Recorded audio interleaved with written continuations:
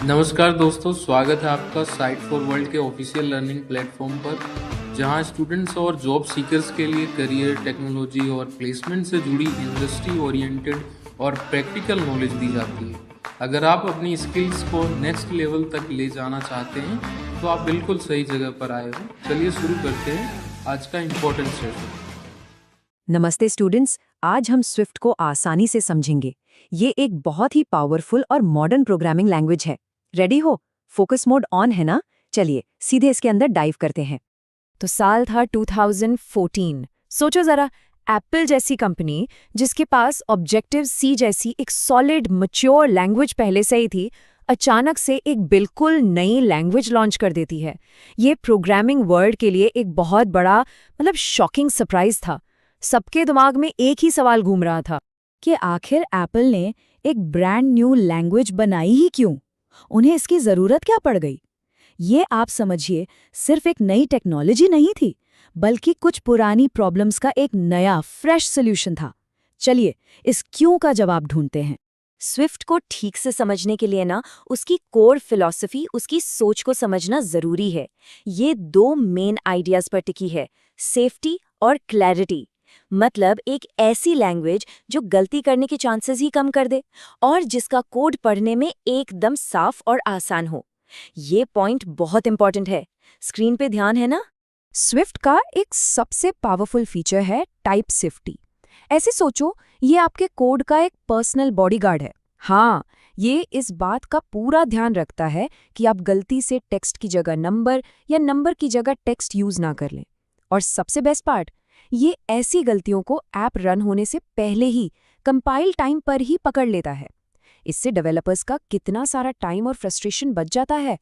ये स्टेप का पर्पस समझ आया? ये लाइन स्विफ्ट की पूरी डिजाइन का निचोड़ है।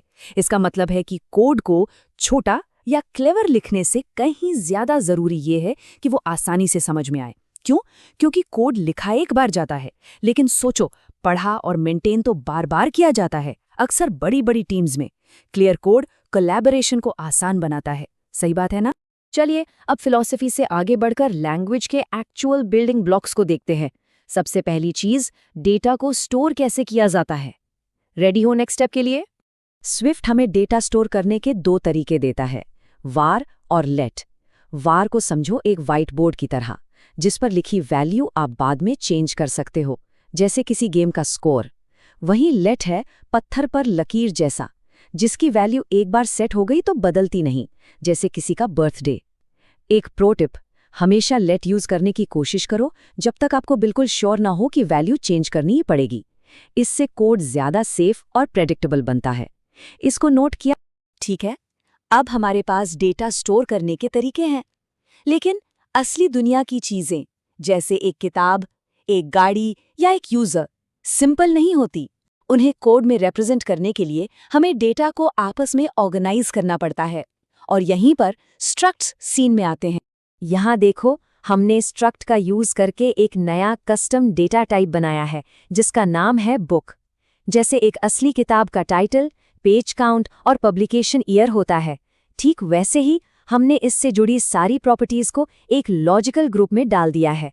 अब हम अलग अलग डेटा को नहीं, बल्कि एक पूरी बुक को अपने कोड में यूज कर सकते हैं। आसान है ना? समझ आया? एक छोटी सी पर बहुत जरूरी बात, स्विफ्ट में नाम लिखने का एक स्टैंडर्ड तरीका है, जिसे नेमिंग कन्वेंशन कहते हैं।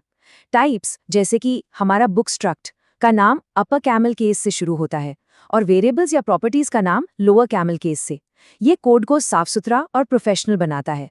सिर्फ देख रहे हो या समझ भी रहे हो, इसके बारे में इस तरह सोचना काफी हेल्पफुल है। प्रोग्रामिंग थोड़ी थोड़ी एक गेम जैसी है।